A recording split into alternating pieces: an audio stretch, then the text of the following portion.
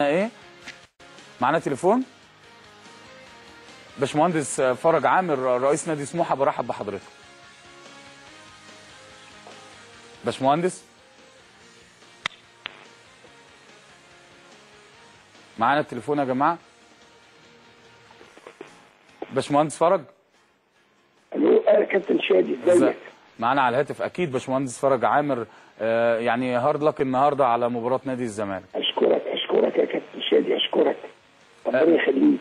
خليني برضو يعني قرينا على المواقع، ودايما بنحب لما يبقى في اي حاجه يبقى معانا الطرف الاصيل في المباراه. حضرتك النهارده كنت بتقابل نادي الزمالك اللي احنا بنحترمه ونقدره هو وجماهيره، لكن كان في تصريحات في غضب شديد جدا من حضرتك. لا انا ما اتكلمتش خالص، انا متعود على الكلام ده كله. انا ما اتكلمتش، انا كتمت غضبي وخلاص سكت.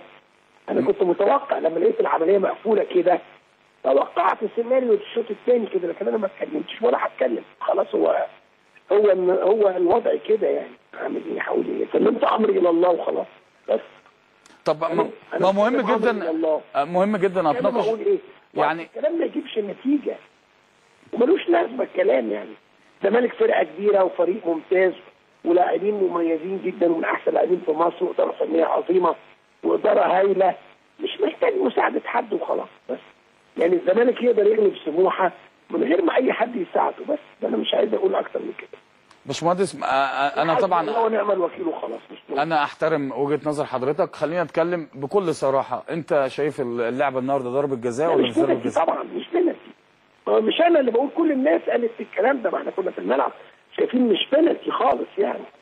مش الكوره مش بنالتي خالص، وقبلها كوره على خط ال 18 برضه الباسم.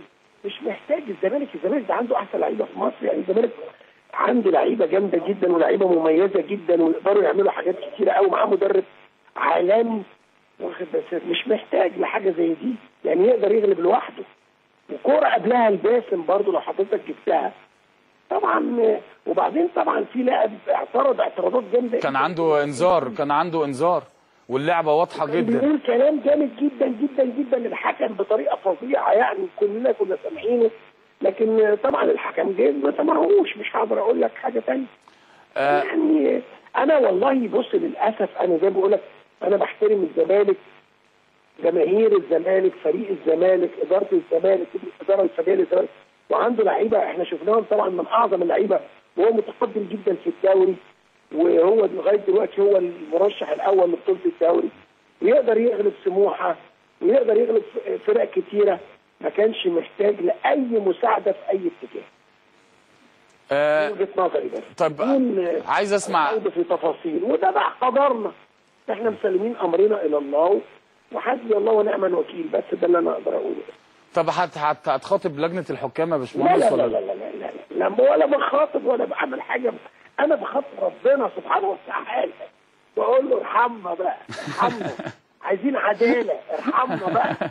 بس انا عايزين العداله بس. انا مش هخاطب. هو عمر لجنه الحكام ولا اتحاد الكوره حد بعت لهم جواب زينا وردوا عليه حتى؟ ما فيش الكلام ده. اوفر الورق واوفر الحبر واوفر الكلام بس.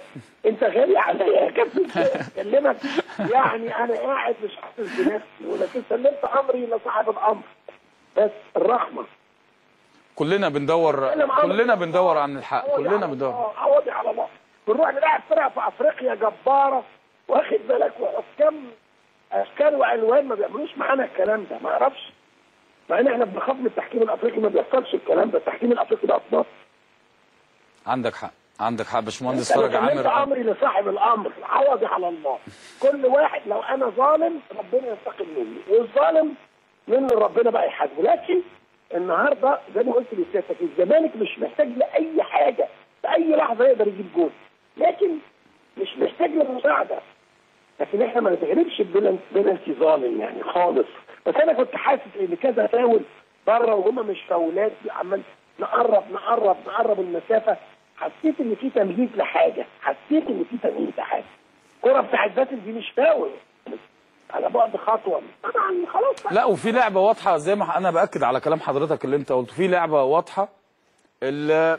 في الحكم يعني في الفاظ بتطلع وكلام ده واضح في الشاشه كلها، وده والمفروض الاعتراض ده يستوجب انذار، فكان في انذار قبل كده، فالطبيعي لو مع سموحه كان طبعا عندك نص الفرقه اتطردت. لا احنا كمان ما اعترضناش لان بتفتح على البنت ولا حد فتح بوقه، لان احنا مش هتبقى يعني ايه يعني موت وخراب ديار، لان لو حد اعترض كان هيتكرر.